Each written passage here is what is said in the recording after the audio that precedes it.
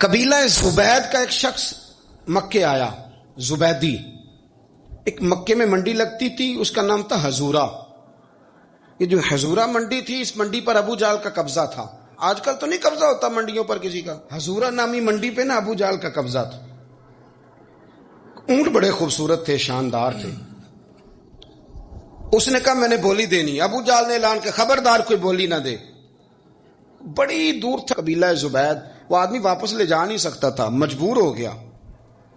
ابو جہل کہنے لگا چوتھا حصہ قیمت دوں گا اور اونٹ تمہیں دے کے جانے پڑیں گے، یعنی اگر لاکھ کے ہیں تو 25,000 کے دو. بندہ بڑا پریشان ہوا، چودھریوں سے بات کی تو کہنے لگے بدماش بڑا ہے، ہم شریف لوگ ہیں. شریف اور بزدل میں، بزدلی کو شرافت کا نام نہ دو، پکی بات کر رہا ہوں. شریف اور بزدل میں شریف ضرور بنو پر بزدل نہ بنو. جی ہم جی شریف لوگ ہیں جی، وہ کیا مطلب. کوئی پاس نہ آیا. وہ بیچارہ نہ کونے میں بیٹھ کے رونے لگ گیا. کہنے لگا میں کدھر جاؤں یارو، میں واپس بھی نہیں لے جا سکتا، اور چوتھے حصے میں دے کیسے جاؤں، اتنا نقصان. وہ رو رہا تھا تو کہیں حضرت زید بن ارقم نے سن لیا. آپ فرمانے لگے کیوں روتا ہے؟ کہنے لگا یار میں نے تو اہل عرب کی تعریف سنی تھی، میرے ساتھ کھڑا ہی کوئی نہیں ہوتا. تو آپ فرمانے لگے تو نے عربی دیکھا ہی کب ہے؟ اگر کائنات کا حسین و جمیل عربی دیکھنا ہے تو جا حرم مکہ میں بیٹھا ہے. مکھ چند بدر شاشانی ہے تے متھے چمک دی لاٹ نورانی، کالی زلف تے اکھ مستانی، مخمور اکھی ہیں مت بریاں سبحان اللہ. ما اجمل کا ما احسن کا ما اکمل، کتھے مہر علی تے کتھے تیری ثنا، مشتاق اکھی کتھے جال. تو نے دیکھا کب ہے؟ اگر عربی دیکھنا ہے نا تو وہ بیٹھا ہے. جا کے حرم میں ٹیک لگائے، مظلوموں کے والی، غریبوں کے ماوا، رسول رحمت. ایک سادی سی چادر اوڑے حضور بیٹھے تھے. وہ زبیدی کہتا میں آیا، نبی کریم کو بات سنائی. حضور فرمانے لگے این الجمل کا، او کدھر ہے تیرے اونٹ؟ عرض کی حضور وہ وہاں ہیں. فرمایا چل نہ. حضور کوئی بولی نہیں لگا رہا، کوئی خرید نہیں رہا. ابو جہل گھنٹا پڑا، اس کے ڈر سے سہم گئے. حضور فرمانے لگے چل نہ، میں بولی لگاتا ہوں. اور دیکھو نرخ بازار محبت کا انوکھا ہو گیا، خود خریداروں شامل آ کے مولا ہو گیا. نبی کریم نے حضرت سعد بن ابی وقاص کو بلایا، حضرت عمر کو، حضرت ابو بکر کو، مدد کے لیے نہیں. حضور فرمانے لگے میری جیب میں پیسے تھوڑے ہیں، ظاہری طور پہ تھوڑے ہیں، ورنہ تو کائنات کے خزانوں کی کنجیاں حضور کے پاس ہیں. تھوڑے تھوڑے پیسے دو بھی بولی دینی ہے. سب سے پیسے لیے میں چلو بولی لگانے چلے. حضور آئے، اللہ اکبر، یہ میرے رسول کا طریقہ ہے.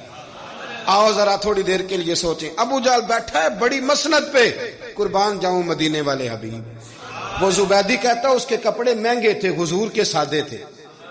اس نے بڑی پگڑی باندھی تھی، حضور کی سادی تھی. کہتے ہیں وہ آنکھیں اٹھا کے بات کرتا، مدینے والے نبی آنکھیں جھکا کے بات کرتے. وہ بولتا جاتا، حضور تھوڑے تھوڑے سادے سادے ٹھہر ٹھہر کے جملے بولتے. کہتے ہیں نبی کریم علیہ السلام اس کے ساتھ آ کے حضور بیٹھ گئے اور فرماتے ہیں میرے رسول کریم نے اپنا جبہ سیدھا کیا، پگڑی کو حضور نے سیدھا کیا اور فرمایا چل لگا بھائی بولی.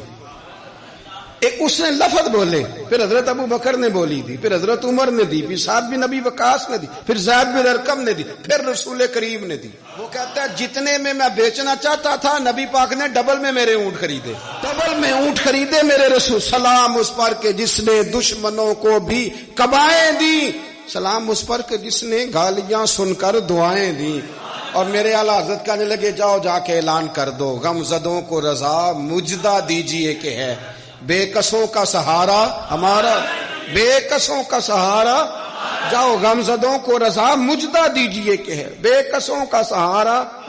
رسول کریم صلی اللہ علیہ وسلم نے نا خریدا مال، اور حضور سید عالم وہاں سے نکلے. اور نکلتے وقت حضور فرمانے لگے ابو جہل تیری آج شکایت آئی ہے، آج کے بعد نہ آئے. مکہ سارا اس کے ساتھ ہے، حضور کی مخالفت ہو رہی ہے. 40 لوگ ہیں صرف کلمہ پڑھتے، اور دین کا کام دار ارقم میں قید ہو کے کرنا پڑتا ہے. لیکن جب ظالم کے خلاف نکلے ہیں تو پھر دار ارقم میں بند ہو کے نہیں، پھر میدان میں نکلے. اور فرمایا آج کے بعد تیری شکایت نہ آئے. کہنے لگا جی بالکل نہیں آئے گی. میں آپ کو موقع نہیں دوں گا. حضور چلے گئے تو پیچھے سارے کافر اس کے گرد اکٹھے ہو گئے, کہنے لگے ہم پہ تو بڑا روب ڈالتا ہے, اب تجھے کیا ہوا, پانی پانی ہو گیا, تم کیا کون سا سانپ سونگ گیا, بولا ہی نہیں. کہنے لگا مجھے لات و منات کی قسم, جب مصطفیٰ کریم میرے پاس آئے تو ان کے ساتھ ایسی ایسی طاقتیں تھیں, نیزے تھے, برچھیاں تھیں, بھالے تھے, مجھے لگتا تھا میں نے سی کی تو میرے ٹکڑے ٹکڑے کر دے. کہنے لگے جب پاگل ہو گیا, ان کے پاس تو چھڑی بھی کوئی نہیں تھی, وہ تو خالی ہاتھ ہیں, بکواس کرتا ہے, کچھ بھی نہیں تھا. کہنے لگا مانو نہ مانو, ان کے پاس بڑا کچھ تھا. اور اگلی بات جو اس نے کی وہ تاریخ میں محفوظ ہے, وہ تاریخ میں محفوظ ہے, وہ تاریخ میں محفوظ ہے, وہ تاریخ کا حصہ ہے.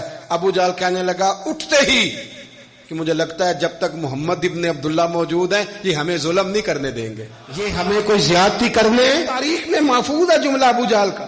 کہنے لگا جب تک یہ موجود ہے ہمیں کوئی زیادتی کرنے. حضرت فرمایا کرتے تھے زندہ نبی کے ماننے والوں زندہ بن کے زندگی گزارو. زندگی زندہ دلی کا نام ہے, مردہ دل کیا خاک جیا کرتے. جو قومیں سر اٹھا کے جیتی ہیں وہ زندہ ہوتی ہیں. اس لیے اپنی زندگی میں حق کے خود اختیاری پیدا کریں, جینا سیکھیں, لڑنا سیکھیں, میدان میں رہنا سیکھیں. سہم سہم کے وقت نہیں گزرے گا, ظلم سہنے سے بھی ظالم کی مدد ہوتی ہے.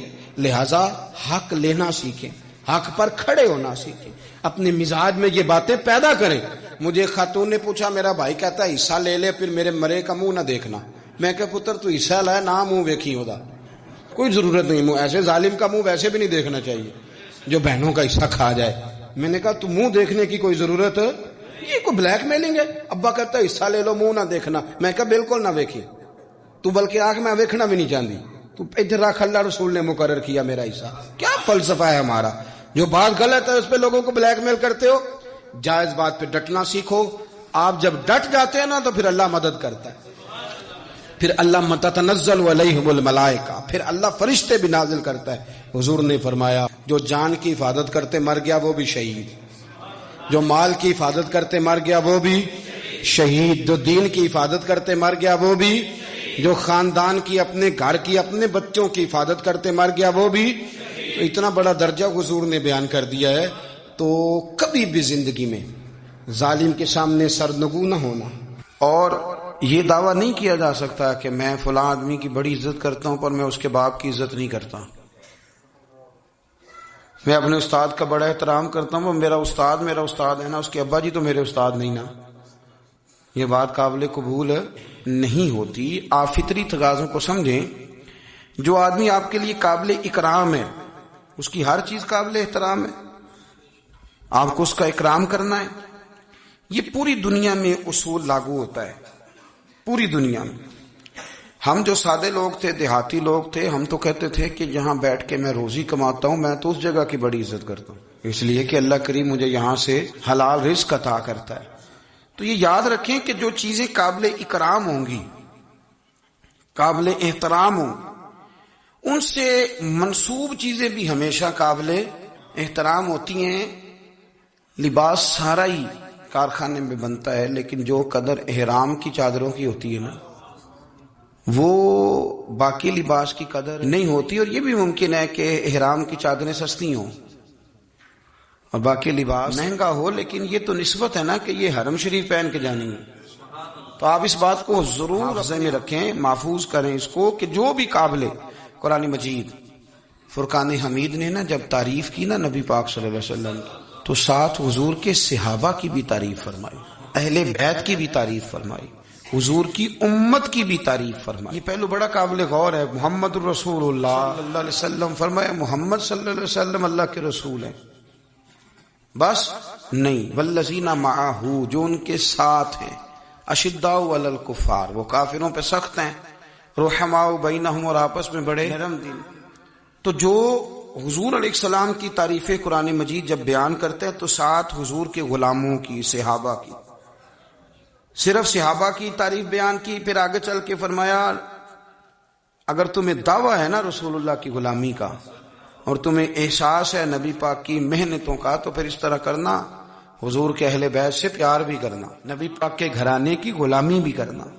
قل لا اسألکم علیہ اجرا الا المودۃ فی القربى محبوب ان سے فرما دیں کہ میں تبلیغ دین پر تم سے اجر کوئی نہیں مانگتا، اگر کچھ کرنا ہے تو میرے قریبیوں سے پیار کرنا۔ اس انداز کو آپ سمجھیں، جس طرح نبی پاک کو سب سے افضل نبی ماننا شرط ہے، اس طرح حضور کی امت کو ساری امتوں سے افضل ماننا بھی شرط ہے۔ کنتم خیر امت، یہ قرآن کی نص ہے۔ اللہ نے کہا میرے نبی کے غلاموں تم بہترین امت، خیر امت، تم بہترین لوگ ہو۔ یا اللہ، کچھ تو ایسے ہیں جن کو زندگی بڑی مختصر ہوئی، کچھ تو ایسے ہیں جنہیں ایمان نصیب ہوا تو کچھ مہینوں میں انتقال کر گئے۔ تو حضرت نوح کی قوم تو 1550 سال نمازیں پڑھتی رہی، بعض لوگ ایسے تھے 1550 سال عبادت کی، اور یہاں تو بالغ ہونے کے بعد کسی کو 25 کسی کو 20 سال ملے۔ تو رب فرماتا ہے ہو بہترین، یہ تم نے ماننا ہے اس لیے کہ تم میرے نبی سے نسبت رکھتے ہو۔ ہمارے ہاں نا جب سے ماحول میں خشکی آئی ہے نا، تو لوگ نسبت کیا ہوتی ہے جی؟ آپ بھائی ہم بھی کہتے ہیں خالی نسبت نہیں، عمل بھی ہونا چاہیے، لیکن سوال یہ ہے کہ آپ نسبت کو بالکل چھوڑ کیسے سکتے ہیں؟ کیسے چھوڑیں گے آپ نسبت؟ آپ کس طرح کر کے جو ہے، ہمیں تھوڑا تھوڑا موقع ملتا ہے کچھ بڑے اداروں میں جانے آنے کا، تو یہ جو ہمارے بالخصوص یونیورسٹی سے کالج سے تعلق رکھنے والے لوگ ہیں جو کہتے ہیں جی ہمارے لیے تو نماز بڑی مشکل ہے، آپ ہمیں کہہ رہے ہیں غلامی بھی کرو، معاذ اللہ تعالی۔ یہ جو مزاجوں میں طبیعتوں میں، اور آہستہ آہستہ یہ بات بڑی ہے آگے، اب تو مذہبی طبقات کو بھی دلیل چاہیے، جو کسی بزرگ کی بات کو بھی حجت سمجھتے تھے اب انہیں بھی دلیل چاہیے، وہ بھی دلیلیں مانگتے پھرتے ہیں۔ نسبت ایک حسن ہے، آپ اس کو سمجھ لیں، اور یہ میں ابھی تک میں نے کوئی حدیث نہیں پڑھی، صرف قرآن مجید کی آیات عرض کر رہا ہوں۔ نسبت ایک حسن ہے۔ ائمہ اربعہ کا ایک فتویٰ ہے، امام صاحب کا بھی، امام مالک کا بھی، امام احمد بن حنبل کا بھی، بلکہ صاحبین بھی اس پہ متفق ہیں، امام ابو یوسف، امام محمد بھی، ایک فتویٰ ہے مشترکہ ائمہ کا کہ قرآن مجید کا ادب کرنا ہے، اور یہ جو گتا ہے نا، یہ جزوے قرآن تو نہیں، اس پر آیتیں تو نہیں، اس پہ کوئی چیز قرآن مجید سے تعلق رکھنے والے لکھی، لیکن اس گتے کو بھی آپ بغیر وضو کے ہاتھ نہیں لگا سکتے۔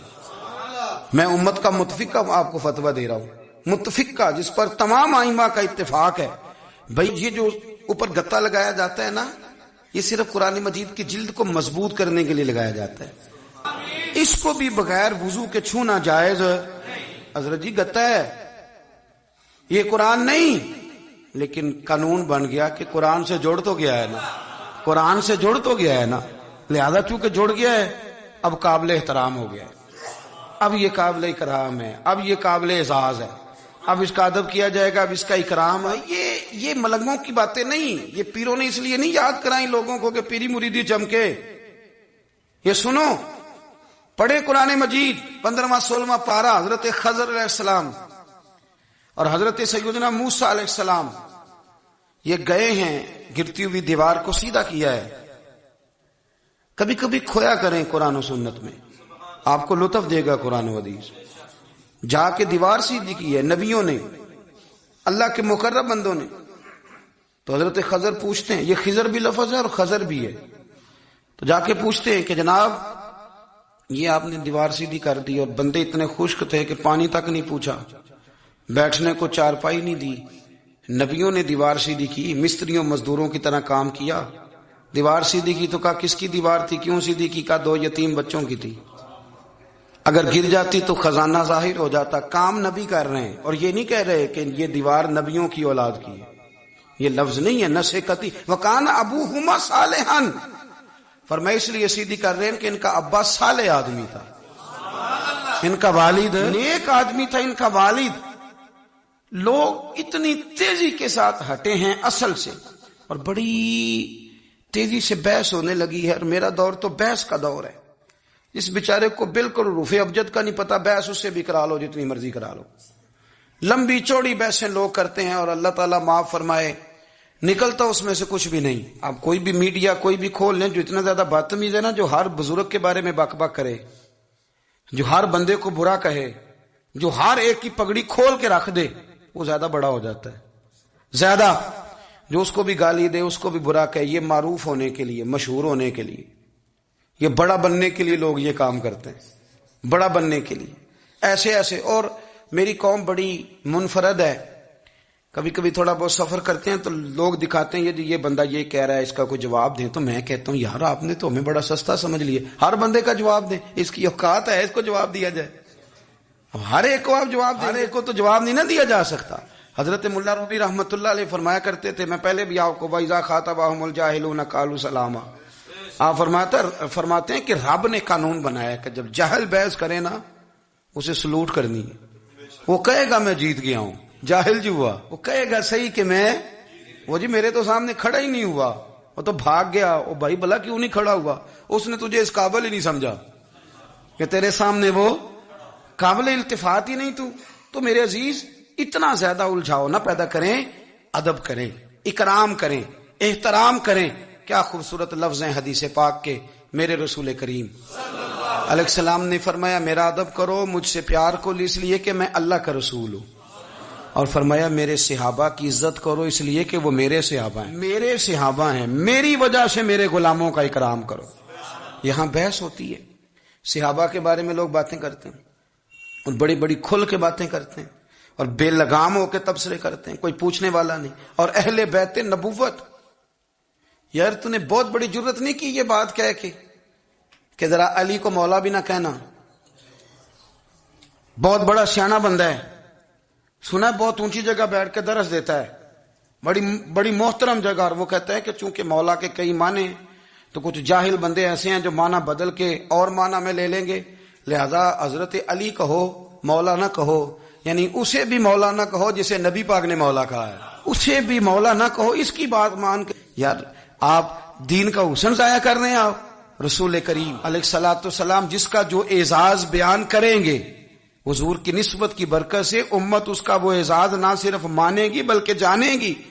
کیا خوبصورت جملے، حضور نے فرمایا میرے علی کا چہرہ دیکھنا عبادت ہے۔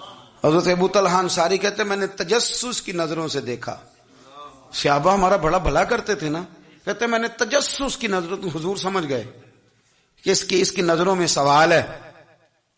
حضور نے فرمایا النظر الی وجہ علی عبادہ، علی کا چہرہ دیکھنا۔ حضرت ابو طلحہ کہتے ہیں میں نے تجسس سے دیکھا تو حضور مسکرائے، سوال میرے اندر تھا کہ حضور ہم تو دیکھ رہے ہیں تو جو نہ دیکھ سکیں، ہم تو دیکھ رہے ہیں، تو حضور نے فوراً کہا ذکر علی عبادہ، اس کا خالی ذکر بھی کرتے رہنا تمہیں عبادت کا ثواب ملتا رہے گا۔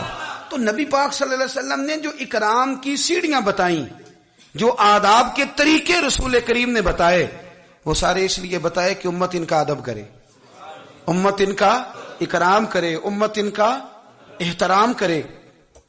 ہمارے محدثین کی ایک پوری جماعت گزری ہے، ایک بڑی عجیب بحث انہوں نے لکھی ہے، کہتے ہیں جناب بہت سارے لوگوں نے حضرت فاطمہ الزہرا سے زیادہ روایتیں کیوں نہیں کی، بی بی پاک سے، خاتون جنت سے زیادہ روایات مروی کیوں نہیں؟ اللہ اکبر۔ تو ایک صوفی بزرگ نے کمال لکھا ہے، وہ کہتے ہیں اصل بات یہ ہے کہ بہت سارے بزرگ تھے جو ڈرتے تھے کہ جب آپ کسی سے حدیث لیتے ہیں تو پھر آپ کو نا اس کے احوال بھی بیان کرنے پڑتے ہیں، تو بڑے لوگ ڈرتے تھے کہ اتنا بڑا نام سیدہ پاک کا اور ہم اس پر بات کریں، سیدہ پاک پہ بات کریں۔ اعلیٰ حضرت کے چھوٹے شہزادے کی بات میں نے کئی دفعہ سنائی ہے، وہ فرمایا کرتے تھے مجھے اللہ کی عزت کی قسم میں نے اپنے نبی کی بیٹیوں کے نام کبھی بغیر وضو زبان سے ادا ہی نہیں کیے، ڈر آتا او ہو اتنی مقدس ہستیاں، لوگ کانپتے تھے، توبہ توبہ۔ اب تو بحث کرتے ہیں، کہتے تھے حضور کی ازواج کے بارے میں بات کریں، ام المومنین حضرت ختیجہ کی بات کریں، حضرت حفصہ کی بات کریں، ام حبیبہ کی، سیدہ طیبہ عائشہ صدیقہ کی بات کریں، لوگ ڈرتے تھے خبردار کوئی ایسا جملہ نہ نکل جائے۔ بھائی نسبت کا اکرام، جب کوئی حضرت عائشہ کی عزت کرتا ہے تو دراصل میرے نبی پاک کا اکرام کرتا ہے، جب اہل بیت نبوت کا ادب کیا جاتا ہے تو رسول کریم کا ادب کیا جاتا ہے۔